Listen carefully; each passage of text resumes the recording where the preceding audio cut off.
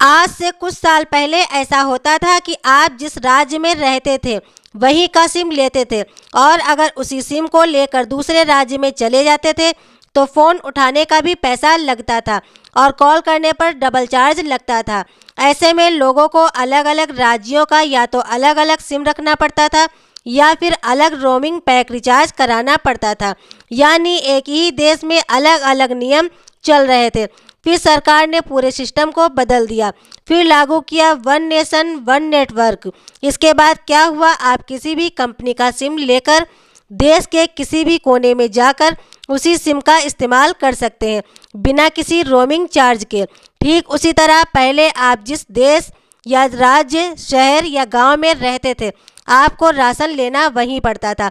अगर आप दूसरे राज्य चले गए तो वहां आपको राशन नहीं मिलता था, लेकिन सरकार ने इसमें भी बड़ा बदलाव किया, one nation one ration card. अब आप कहीं भी रहते हो, आपका राशन कार्ड किसी भी राज्य का हो, आप देश के किसी भी कोने में चले जाएं, वहां भी आप राशन ले सकते हैं। इसी मुद्दे को ध्यान में रखते हुए इस बात करते हैं वृद्धा पेंशन योजना की।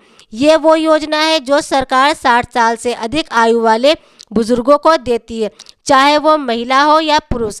इसके अलावा जो महिलाएं विधवा हैं उनको भी पेंशन दी जाती है। इसके साथ विकलांग लोगों को भी सरकार की तरफ से पेंशन राशि दी जाती है। लेकिन सबसे बड़ा सवाल ये है, जब देश एक है, लोग एक हैं, तो पेंशन की राशि हर राज्य में अलग अलग क्यों है?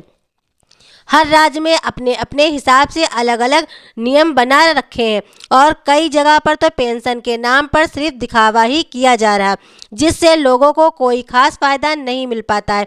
हरियाणा की बात करें तो यहाँ पर करीब 3,200 रुपये दिए जाते हैं। यही रकम विधवाओं और दिव्यांगों को भी दी जाती है। दिल्ली में करीब 2,500 रुपये की पेंशन दी जाती है, जो एक लगभग ठीक राशि मानी जाती है। लेकिन अगर हम दूसरे राज्यों की बात करें तो यहाँ तस्वीर बिल्कुल उलट है।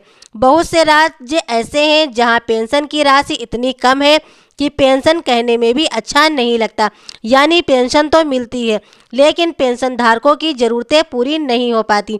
जैसे पंजाब की बात करें तो यहाँ पर 850 रुपये की पेंशन दी जाती है और 70 साल से ऊपर की आयु वाले लोगों को करीब 1,000 रुपये दिए जाते हैं। वहीं राजस्थान में 1,150 रुपये दिए जाते हैं। अब उत्तर प्रदेश जैसे बड़े राज्य की बात करें जहां लगभग 25 करोड़ की आबादी है, वहां बुजुर्गों को सिर्फ 1,000 रुपये महीना पेंशन राशि मिलती है। और गुजरात जैसे विकसित राज्य में 60 से 69 साल के बुजुर्ग को सिर्फ 700 रुपये की पेंशन राशि मिलती है और 80 साल से ऊपर के लोगों को 1,000 रुपये पेंशन की राशि मिलती है। पेंशन धारक बढ़ोतरी की मांग कर रहे हैं। जब महंगाई इतनी ज़्यादा बढ़ चुकी है तो पेंशन राशि में भी बढ़ोतरी की जानी चाहिए। पेंशन राशि राज्य सरकारों की ओर से दी जाती है, लेकिन केंद्र सरकार यानी मोदी सरकार की तरफ से भी कई ऐसी पेंशन योजनाएं चलाई गई हैं जिससे 3,000 रुपये प्रति माह पेंशन आप पा सकते हैं। वैसे आप कमेंट करके ज़रूर बताइए कि आप किस राज्य से हैं और वहां पर कितनी पेंशन राशि दी जाती है। हाल ही में पूरे देश में ये सवाल तेज़ी से उठने लगा है कि जब हर चीज़ में वन नेशन की बात हो रही है तो फिर वन नेशन वन पेंशन लागू क्यों नहीं हो सकती है। बिहार में चुनाव से पहले 1,100 की बात की गई थी और उसी के हिसाब से पेंशन दी जाने लगी है। लेकिन अगर पूरे सिस्टम को देखें तो यहाँ 400 से लेकर 1,000 के बीच ही गुजारा करना पड़ता है।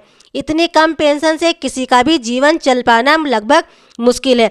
जब देश एक है, नागरिक एक है, तो पेंशन राशि भी हर राज्य में समान मिलनी चाहिए। अगर हरियाणा जैसे राज्य में 3,200 रुपये पेंशन मिल सकती है तो बाकी सभी राज्यों में भी कम से कम इतनी ही पेंशन राशि मिलनी चाहिए। अब अगर आप चाहते हैं कि आपको भी हर महीने 3,000 रुपये तक की पेंशन मिले, खासकर जो नौकरी कर रहे हैं, इसके लिए केंद्र सरकार ने एक योजना शुरू कर रखी है जिसका नाम है अटल पेंशन योजना। अटल पेंशन योजना के तहत आप अभी से थोड़ा थोड़ा निवेश करके अपने बुढ़ापे के लिए पेंशन सुनिश्चित कर सकते हैं। इस योजना में आप अपनी उम्र के हिसाब से एक छोटी रकम जमा करते हैं और जब आपकी उम्र 60 साल पूरी हो जाती है तब आपको हर महीने 3,000 रुपये से लेकर 5,000 रुपये तक की पेंशन मिल सकती है। इस योजना की सबसे खास बात यह है, इसमें जुड़ना बहुत आसान है। अगर आपकी उम्र 18 से 40 साल के बीच है तो आप इसमें आवेदन कर सकते हैं।